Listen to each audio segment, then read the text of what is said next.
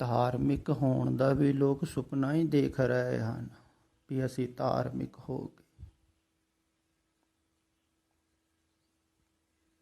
ਸੁਪਨੇ 'ਚ ਵੀ ਧਾਰਮਿਕ ਹੋਇਆ ਜਾ ਸਕਦਾ। ਜਿਵੇਂ ਰਾਤ ਨੂੰ ਤੁਹਾਨੂੰ ਸੁਪਨਾ ਆਵੇ ਤੁਸੀਂ ਸਾਧੂ ਮਹਾਤਮਾ ਬਣ ਗਏ, ਸੁਪਨੇ 'ਚ ਤਾਂ ਸਾਧੂ ਮਹਾਤਮਾ ਬਣ ਹੀ ਗਏ ਨਾ।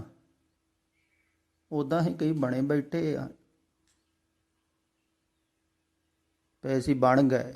ਦੇਖੋ ਸਾਧੂ ਸੰਤ ਬਣ ਗਏ, ਕਈ ਕਹਿੰਦੇ ਹਨ ਅਸੀਂ।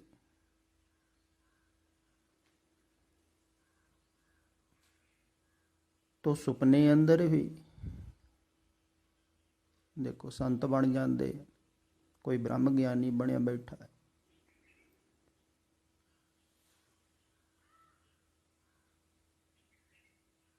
ਤੇ ਉਹਨਾਂ ਨੂੰ ਵੀ ਉਹ ਸੱਚ ਪ੍ਰਤੀਤ ਹੋਣ ਲੱਗ ਜਾਂਦਾ ਹੈ, ਕਿਉਂਕਿ ਜਿਹੜਾ ਸੁਪਨਾ ਦੇਖ ਰਿਹਾ ਉਹਨੂੰ ਤਾਂ ਸੱਚ ਲੱਗਦਾ ਹੀ ਹੈ। ਉਹਨਾਂ ਨੂੰ ਖਿਆਲ ਪੈਦਾ ਹੋ ਜਾਂਦਾ ਹੈ। ਅਗਰ ਬਹੁਤ ਸਾਰੇ ਲੋਕ ਉਹਨਾਂ ਨੂੰ ਮੰਨਣ ਵਾਲੇ ਹੋਣ, ਪੂਜਣ ਵਾਲੇ ਹੋਣ, ਵੀ ਹੋ ਗਿਆ ਗਿਆਨ, ਦੇਖੋ ਕਿੰਨੇ ਲੋਕ ਆ ਰਹੇ ਹਨ। ਪਰ ਫਿਰ ਵੀ ਆਪਣੇ ਆਪ ਨੂੰ ਬੰਦਾ ਧੋਖਾ ਨਹੀਂ ਦੇ ਸਕਦਾ ਹੈ। ਗਹਿਰੇ ਤਲ ਤੇ ਉਹਨਾਂ ਨੂੰ ਪਤਾ ਲੱਗਦਾ ਰਹੇਗਾ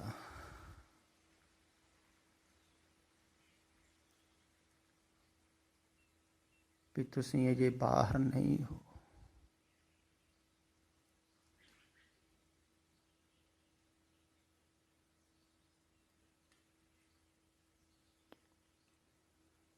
ਪਰ ਗਹਿਰੇ ਤਲ ਤੇ ਕੋਈ ਜਾਵੇ ਤੇ ਤਾਂ ਹੀ ਹੈ ਨਾ ਪਤਾ ਲੱਗੇ। ਲੋਕ ਉਥਲੇ ਉਥਲੇ ਤਲ ਤੇ ਜੀ ਰਹੇ ਆ, ਬਾਹਰ ਤੇ ਬਾਹਰੋਂ ਅੰਦਰ ਆਉਣਾ ਹੈ। ਇਹ ਮਾਰਗ ਉਲਟਾ ਹੈ ਤੇ ਬਹੁਤ ਜ਼ਿਆਦਾ ਕਠਿਨ ਹੈ, ਖਿਆਲ ਵਿੱਚ ਰੱਖਿਓ।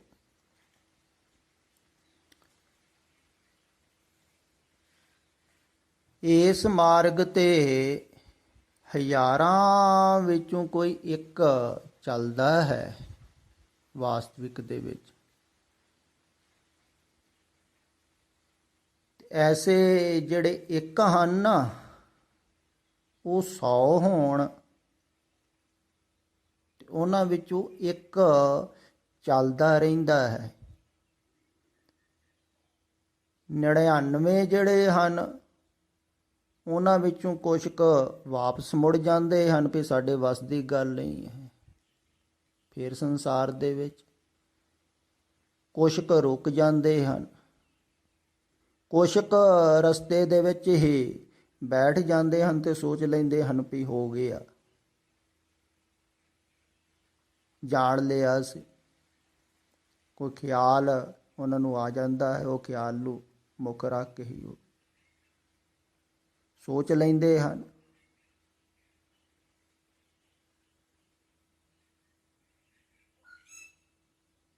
ਤੇ ਕੋਈ ਵਿਰਲਾ ਗੁਰਮੁਖ ਪਿਆਰਾ ਇਸ ਮਾਰਗ ਤੇ ਚੱਲਦਾ ਹੀ ਰਹਿੰਦਾ ਹੈ, ਕਿਸੇ ਵੀ ਮਾਨਸਿਕ ਖਿਆਲ ਦੇ ਵਿੱਚ ਨਹੀਂ ਉਲਝਦਾ ਹੈ।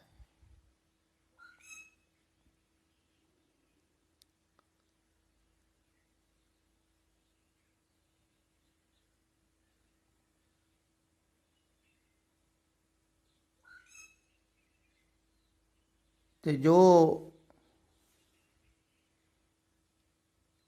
ਬਾਹਰ ਸੰਸਾਰ ਵਿੱਚ ਮਨ ਉਲਝਿਆ ਹੋਇਆ ਹੈ ਨਾ, ਇੱਕਦਮ ਨਹੀਂ ਨਿਕਲ ਆਵੇਗਾ, ਇਹਨੂੰ ਕਾਫੀ ਸਮਾਂ ਲੱਗੇਗਾ। ਬਹੁਤ ਜ਼ਿਆਦਾ ਧੀਰਜ ਦੀ ਲੋੜ ਹੈ, ਸਹਿਜਤਾ ਦੀ ਲੋੜ ਹੈ, ਫਿਰ ਚੱਲਦੇ ਰਹਿਣ ਦੀ ਵੀ ਲੋੜ ਹੈ ਵੀ ਵਾਪਸ ਆਪਣੇ ਘਰ ਨੂੰ। ਫਿਰ ਵੀ ਬਹੁਤ ਕਠਿਨ ਹੈ, ਖਿਆਲ ਵਿੱਚ ਰੱਖੋ, ਸਖਾਲਾ ਨਹੀਂ ਹੈ।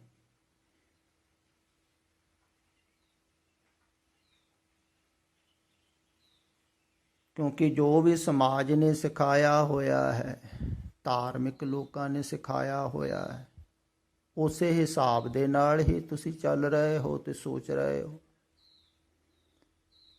ਤੇ ਵਾਸਤਵਿਕ ਸਮਝ ਰਹੇ ਹੋ ਤੇ ਉਹਨਾਂ ਦੇ ਨਾਲ ਜੁੜ ਰਹੇ ਹੋ। ਜਿਵੇਂ ਸਮਾਜਿਕ ਲੋਕਾਂ ਨੇ ਤੁਹਾਨੂੰ ਸਮਝਾ ਦਿੱਤਾ ਵੀ ਸ਼ਾਦੀ ਕਰਨੀ ਕਰਤੱਵ ਹੈ, ਬੱਚੇ ਪੈਦਾ ਕਰਨਾ ਆਦਮੀ ਦਾ ਕਰਤੱਵ ਹੈ, ਉਹਨਾਂ ਨੂੰ ਪਾਲਣਾ, ਫਿਰ ਉਹਨਾਂ ਨੂੰ ਵਧੀਆ ਪੜ੍ਹਾਉਣਾ ਲਿਖਾਉਣਾ, ਉਹਨਾਂ ਦੀ ਵਧੀਆ ਪਰਵਰਿਸ਼ ਕਰਨੀ।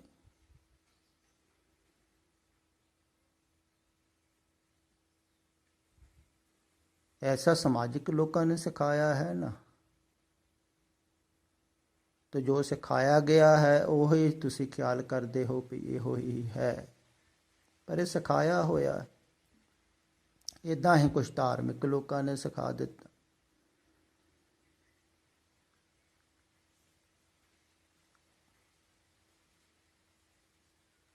ਤੇ ਜਿਹੜੇ ਅਧਿਆਤਮ ਪੁਰਸ਼ ਹਨ ਉਹ ਐਸਾ ਥੋੜ੍ਹੀ ਕਹਿੰਦੇ ਹਨ। ਉਹ ਕਹਿੰਦੇ ਹਨ ਵੀ ਇਹ ਸਭ ਸਵਾਰਥ ਦੇ ਬੰਧਨ ਹਨ।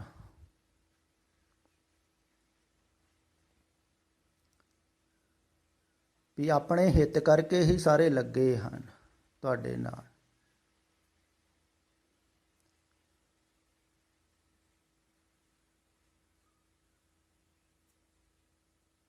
ਵਾਸਤਵਿਕ ਦੇ ਵਿੱਚ ਥੋੜ੍ਹੀ ਹਨ।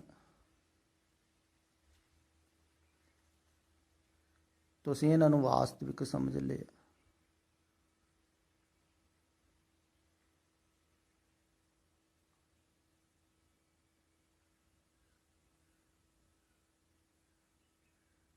ਤੇ ਜੋ ਵੀ ਤੁਹਾਡੇ ਅੰਦਰ ਖਿਆਲਾਤ ਸੰਸਾਰ ਨੇ ਬਿਠਾ ਦਿੱਤਾ ਹੈ, ਬਿਠਾ ਦਿੱਤੇ ਹਨ, ਤੁਸੀਂ ਉਸੇ ਹੀ ਢੰਗ ਦੇ ਨਾਲ ਸੋਚਦੇ ਹੋ।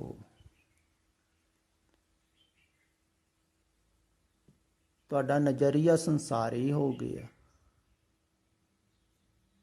ਇਹ ਆਪਣੇ ਹਨ, ਇਹ ਪਰਾਏ ਹਨ। ਆਪਣਿਆਂ ਵਾਸਤੇ ਤੁਸੀਂ ਖੱਪ ਖੱਪ ਮਰ ਜਾਂਦੇ ਹੋ, ਪਰਾਇਆਂ ਵੱਲ ਧਿਆਨ ਹੀ ਨਹੀਂ। ਤੇ ਜਿਹੜੇ ਕੁਛ ਕੁ ਵਿਰੋਧੀ ਦੁਸ਼ਮਣ ਹਨ ਉਹ ਤੇ ਭਾਵੇਂ ਮਰਦੇ ਵੀ ਹੋਣ ਤਾਂ ਵੀ ਤੁਸੀਂ ਉਹਨਾਂ ਦਾ ਖਿਆਲ ਨਾ ਕਰੋ ਵੀ ਚੰਗਾ।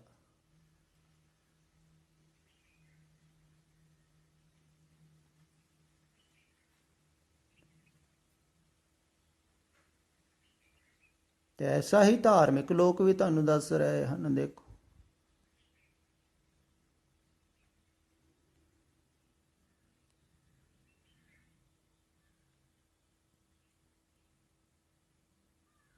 ਕਿ ਤੁਹਾਡਾ ਕਰਤੱਵ ਹੈ ਆਪਣੇ ਪਾਲਣਾ ਕਰਨੀ, ਪਰਿਵਾਰ ਦੀ, ਬੱਚਿਆਂ ਦੀ, ਸਮਾਜ ਦੀ। ਕਰਤੱਵ ਥੋੜ੍ਹੀ ਹੈ। ਕਰਤੱਵ ਹੁੰਦਾ ਕਰਨਾ ਹੀ ਪੈਣਾ। ਨਹੀਂ, ਇਹ ਤੇ ਸਹਿਜ ਹੈ।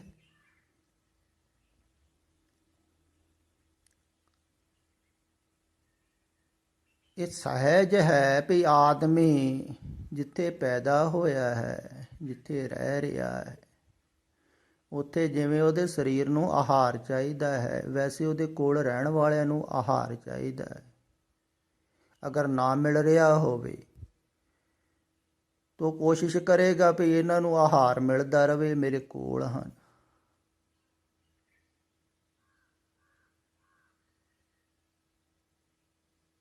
ਵੀ ਮੇਰੇ ਕੋਲ ਹਨ, ਇਹਨਾਂ ਨੂੰ ਆਹਾਰ ਮਿਲਦਾ ਰਹੇ,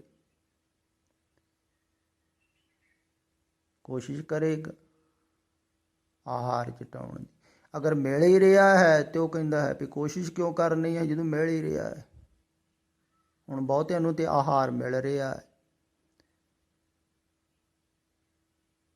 ਕਈ ਜ਼ਿਆਦਾਤਰ ਲੋਕ ਐਸੇ ਹਨ ਅਜੋਕੇ ਸਮੇਂ 'ਚ ਜਿਨ੍ਹਾਂ ਕੋਲ ਆਪਣੇ ਜੀਵਨ ਵਾਸਤੇ ਕਾਫੀ ਹੈ, ਉਹਨਾਂ ਦਾ ਗੁਜ਼ਾਰਾ ਹੋ ਸਕਦਾ। ਹਾਂ, ਥੋੜ੍ਹਾ ਘੱਟ ਹੋਵੇ ਤੇ ਲੋੜਾਂ ਘਟਾ ਦਿਓ ਤੇ ਗੁਜ਼ਾਰਾ ਹੋ ਸਕਦਾ, ਪਰ ਉਹ ਵੀ ਦੌੜ ਰਹੇ ਹਨ।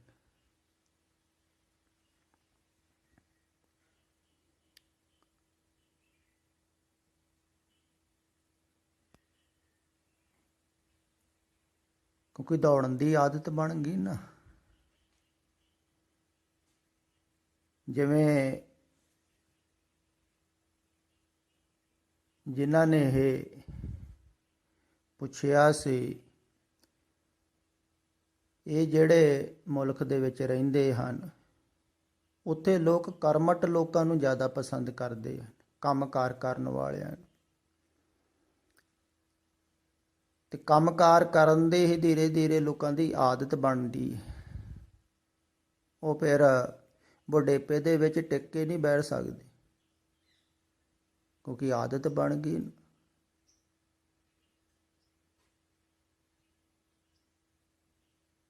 ਇਹ ਜੋ ਮੁਲਕ ਸੀ ਪੁਰਾਤਨ ਸਮੇਂ ਦੇ ਵਿੱਚ,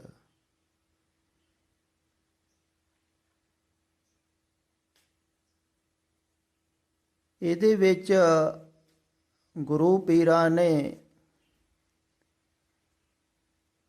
ਬਿਠਾਉਣਾ ਵੀ ਸਿਖਾਇਆ ਸੀ ਨਾਲ ਨਾਲ। ਛੋਟੀ ਉਮਰ 'ਚ ਹੀ ਬੱਚਿਆਂ ਨੂੰ ਸੰਸਾਰਿਕ ਪੱਖ ਵੀ ਦੱਸਦੇ ਸਨ ਵੀ ਰੋਜੀ ਰੋਟੀ ਕਮਾਉਣੀ, ਉਪਜੀਵਿਕਾ ਕਮਾਉਣੀ ਹੈ, ਇਹ ਵੀ ਜ਼ਰੂਰੀ ਹੈ ਸਰੀਰ ਵਾਸਤੇ, ਉਹ ਵੀ ਦੱਸਦੇ ਸਨ। ਨਾਲ ਨਾਲ ਉਹ ਬੈਠਣਾ ਵੀ ਦੱਸਦੇ ਸਨ ਵੀ ਤੁਸੀਂ ਰੈਸਟ ਵੀ ਕਰਨਾ ਹੈ, ਕਿਸੇ ਦਿਨ ਬੈਠਣਾ ਵੀ ਹੈ, ਫਿਰ ਵਾਪਸ ਆਉਣਾ ਹੈ ਆਪਣੇ ਘਰ, ਸੰਸਾਰ ਵੱਲ ਨੂੰ ਜਾਣਾ ਹੈ, ਜਾ ਕੇ ਫਿਰ ਮੁੜਨਾ ਵੀ ਹੈ ਵਾਪਸ। ਉਹਨੂੰ ਸੰਨਿਆਸ ਕਹਿੰਦੇ ਸੀ।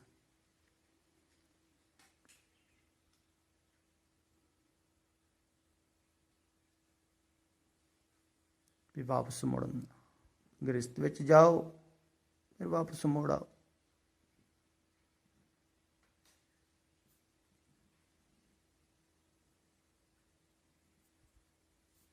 ਪਰ ਅਜੋਕੇ ਸਮੇਂ 'ਚ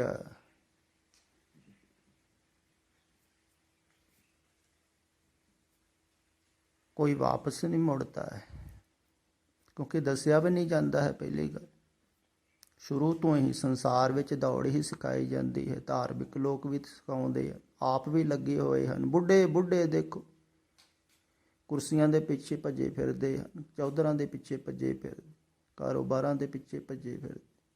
ਦੇਖੋ ਕਈ ਤੇ ਮਰਨ ਦੇ ਕਿਨਾਰੇ ਆਏ ਹੋਏ ਆ, ਉਹ ਵੀ ਨਹੀਂ ਛੱਡਦੇ ਹਨ ਰਾਜਨੀਤੀ। ਆਦਤ ਬਣ ਗਈ ਨਾ। ਮਨ ਦੀ ਖੁਰਾਕ ਹੈ ਰਾਜਨੀਤੀ, ਮਨ ਖੁਰਾਕ ਪਾਉਂਦਾ ਹੈ ਬਾਹਰ।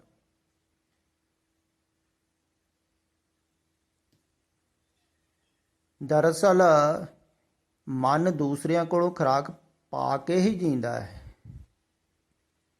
ਜਿਵੇਂ ਅਸੀਂ ਕੁਛ ਦਿਨ ਪਹਿਲਾਂ ਇੱਧਰ ਸ਼ਹਿਰ ਵੱਲ ਨੂੰ ਗਏ ਸੀ, ਤੇ ਰਸਤੇ ਵਿੱਚ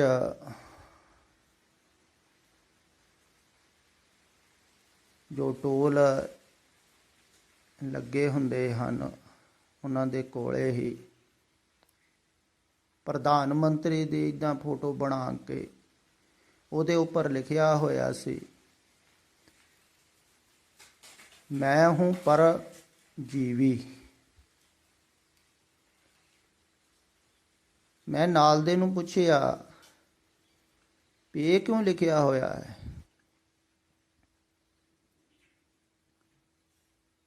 ਉਹਨੇ ਦੱਸਿਆ ਵੀ ਕੁਝ ਦਿਨ ਪਹਿਲਾਂ ਇਹਨੇ ਭਾਸ਼ਣ ਦੇ ਵਿੱਚ ਕੁਝ ਲੋਕਾਂ ਨੂੰ ਕਿਹਾ ਸੀ ਵੀ ਇਹ ਪਰਜੀਵੀ ਹਨ।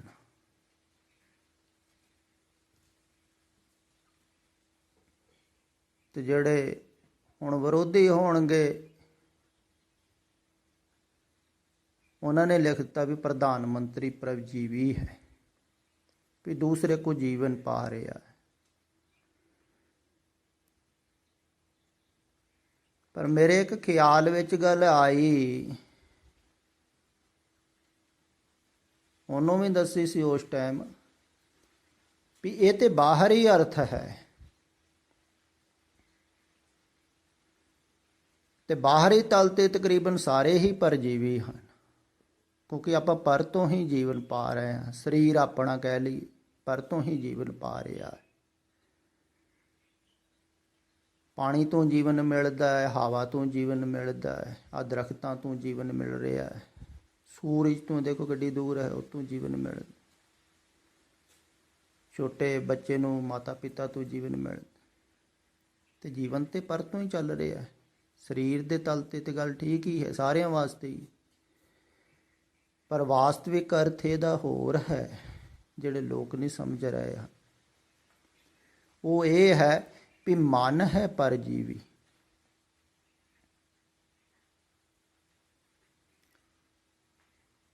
ਸਰੀਰ ਨੂੰ ਨਹੀਂ ਕਹਿਣਾ ਚਾਹੀਦਾ, ਸਰੀਰ ਤੇ ਸਾਰਿਆਂ ਦਾ ਹੀ ਹੈ, ਇਸ ਕਰਕੇ ਪਰਜੀਵੀ ਤੇ ਕਹਿਣ ਦੀ ਲੋੜ ਹੀ ਨਹੀਂ, ਜੋ ਸਾਰਿਆਂ ਦਾ ਹੀ। ਮਨ ਨੂੰ ਕਹੋ, ਮਨ ਹੈ ਪਰਜੀਵੀ। ਮਨ ਦੂਸਰਿਆਂ ਕੋਲੋਂ ਜੀਵਨ ਪਾਉਂਦਾ ਹੈ, ਦੂਸਰੇ ਜਿੰਨੇ ਜ਼ਿਆਦਾ ਹੋਣਗੇ ਉਨਾ ਹੀ ਮਨ ਬੜਾ ਹੁੰਦਾ ਜਾਂਦਾ ਹੈ, ਤੇ ਜਿੰਨੇ ਵੀ ਜ਼ਿਆਦਾ ਬੜੇ ਬੜੇ ਮੰਤਰੀ ਸੰਤਰੀ ਹਨ,